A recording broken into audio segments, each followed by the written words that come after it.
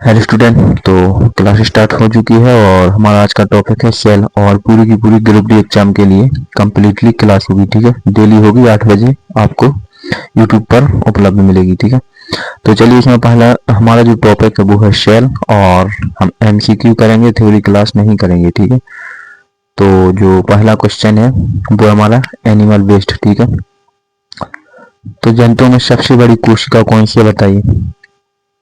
सबसे पहला क्वेश्चन है हमारा कि जंतुओं में सबसे बड़ी कोशिका कौन सी है, लार्जेस्ट सेल कौन सी है। देखिए,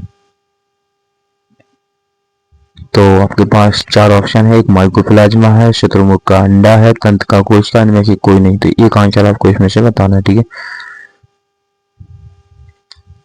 तो माइकोप्लाज्मा नहीं हो सकती, तंत्र का कोशिका नहीं हो सकती। ठीक है, और इसमें से शुतुरमुर्ग का अंडा राइट आंसर। ठीक है, second is the right answer.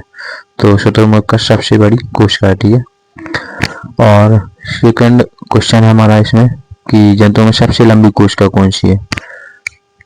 तो उसमें ऊतक है, तंत्र का कोशिका है, माइटोकॉन्ड्रिया है, माइकोप्लाज्मा है।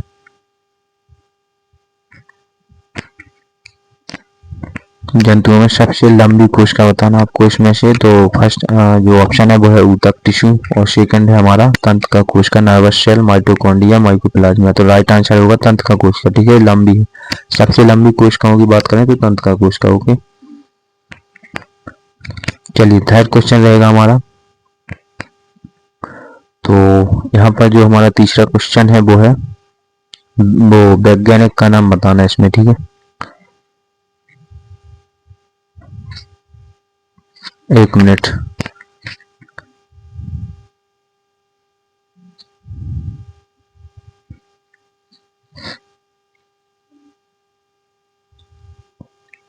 इसमें आपको बताना है कि वह वैज्ञानिक जिन्होंने पेड़ की छाल पर काम किया था, यानी कॉर्क पर काम किया था, और उन्होंने मृत कोशिका की खोज भी की थी, उन वैज्ञानिक का नाम क्या है। तो Antony von Leeuwenhoek first option आपके सामने है। और ठीक है, तो उनका नाम क्या है ये बताना आपको। तो चार ऑप्शन मैंने दे दिए यहाँ पर, आपको एक ऑप्शन बताना है। एंटोनी वॉन लीवेनहॉक का भी नहीं हो सकता, रॉबर्ट ब्राउन भी नहीं हो सकता। तो मृत कोशिका की खोज रॉबर्ट हुक ने की थी। ठीक है, 1665 में की थी। ठीक है, 1665 में की थी।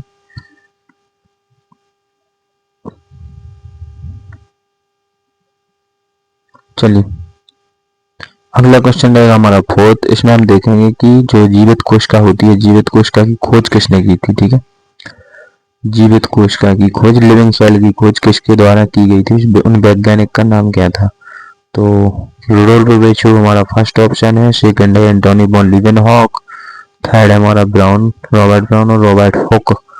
ठीक है, लेकिन इसमें से आपको राइट बताना है, तो राइट आंसर होगा इसका सेकंड। ठीक है, एंटोनी वॉन लीवेनहॉक ने 1674 में जीवित कोशिका की खोज की थी। ओके, अगला क्वेश्चन रहेगा हमारा फिफ्थ। इसमें लिखा है सभी पादप पादप कोशिकाओं से निर्मित है, कथन किसका है। कौन से वैज्ञानिक ने कथन दिया था कि सभी पादप जितने भी हैं सारे के सारे पादप कोशिकाओं से निर्मित हैं, जो पादप कोशिका पहले से बनी हुई थी। ठीक है,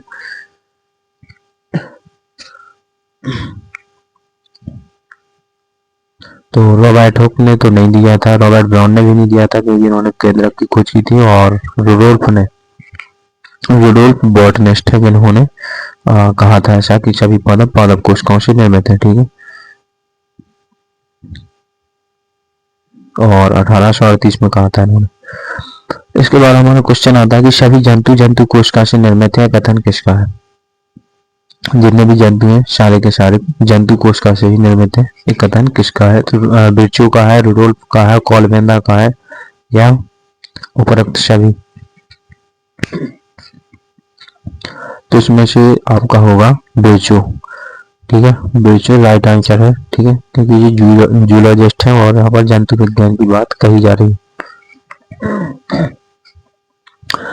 अगला क्वेश्चन है हमारा कि जीव विज्ञान का पिता किसे कहा जाता है। ठीक है, बायोलॉजी का फादर ऑफ बायोलॉजी किसे कहा जाता है। तो यहाँ पर चार ऑप्शन है आपके सामने। एक तो थियोफ्रेस्टस, अरस्तु है, हिप्पाक्रेटस है, इनमें से कोई नहीं, या तो एक भी नहीं होगा। तो इसके जो पिता है वो है अरस्तु। ठीक है, इंग्लिश में इनको हम अरिस्टोटल कहते हैं।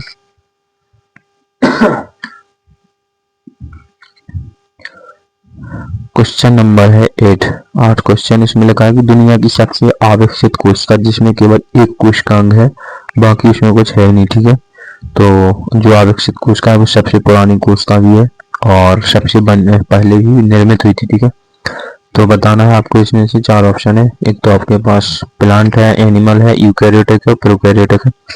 आपको एक बताना है इसमें से, तो इसका राइट आंसर होगा आपका प्रोकैरियोटिक।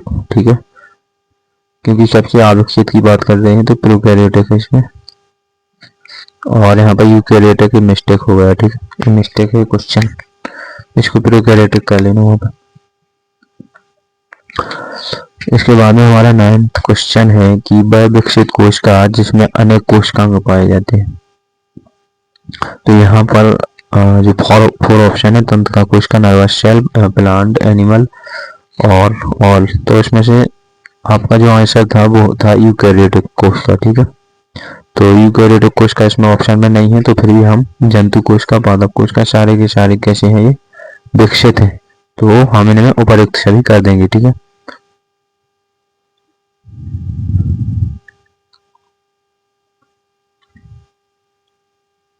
तो भी इसका राइट आंसर 4 हो जाएगा, उपयुक्त सभी, क्योंकि सारे के सारे विकसित में आते हैं।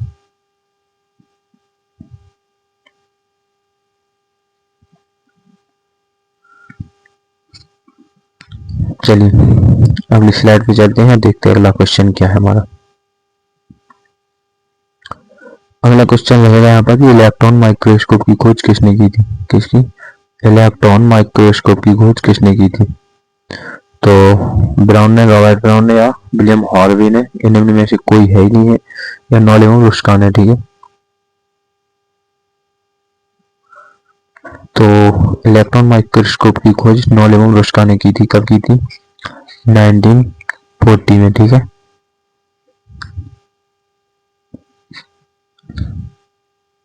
तो इसका राइट आंसर बनेगा हमारा ए, नॉल एवं रुस्का 1940 में इनके द्वारा खोज की गई थी इलेक्ट्रॉन माइक्रोस्कोप की। ठीक है, किसके लिए? कोशिका की खोज करने के लिए। ठीक है, और इसी के माध्यम से हम जो कोशिका के अंदर ऑर्गन्स होते हैं, अंग होते हैं छोटे छोटे, उनका पता लगा पाए। ठीक है,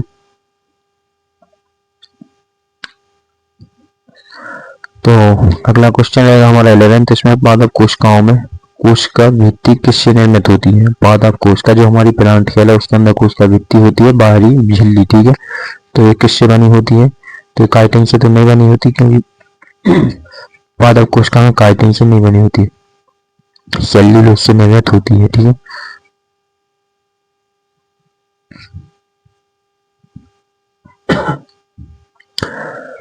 तो इसका राइट आंसर 2 होगा।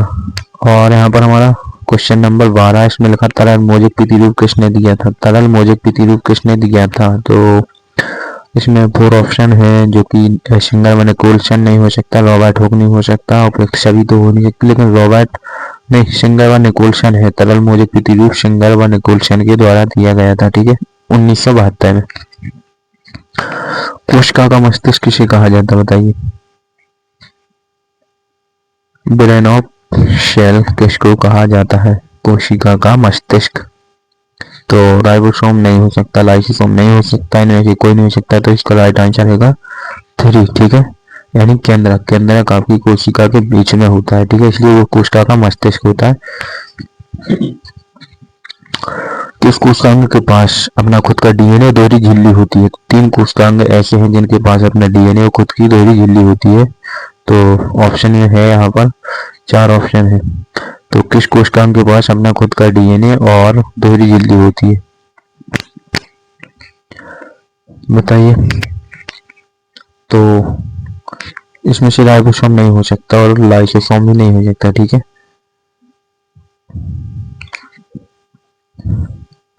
और रिक्तिका वैक्यूल्स जो कि एक खाली जगह डली होती है, वहां तो कुछ हो नहीं सकता, तो केंद्रक न्यूक्लियस 100% का आंसर होता है। ठीक है, केंद्रक के पास डीएनए दोहरी झिल्ली होती है। ठीक है, कोशिका का रसोई घर किसको कहा जाता है? ठीक है, कोशिका का मतलब किचन ऑफ द सेल किसको कहा जाता है? कोशिका का रसोई घर किसको कहा जाता है? तो कोशिका द्रव, रिक्तिका, वैक्यूल, वो लवक, प्लास्टिक नहीं हो सकता, लेकिन केंद्रक इसका राइट आंसर हो सकता है। लिंक के अंदर नहीं, यहाँ पे सॉरी, यहाँ पर होगा आपका लावा प्लास्टिड, ठीक है। प्लास्टिड इसके अंदर क्लोरोफिल पाया जाता है, सीधा प्रकाश संश्लेषण के माध्यम से भोजन का निर्माण करता है, ठीक है। तो कोशिका का जो रसेदार होता है वो लवक होता है प्लास्टिड, ठीक है। वो भी इसके अंदर कौन सा, क्लोरोप्लास्ट हो गया। तो इसका राइट आंसर 4 कर देना।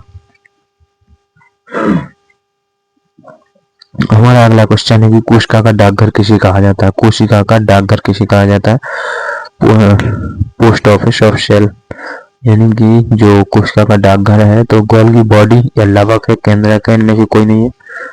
तो 4 में से एक आंसर आपको बताना है जो कि सही होगा। तो वो होगा आपका गोल्गी बॉडी, ठीक है। गोल्गी बॉडी को क्या कहा जाता है, कोशिका का डाकघर, क्योंकि ये लिपिड और प्रोटीन को पैकेट बना के लाइसोसोम के अंदर ले जाती है, ठीक। इसके बाद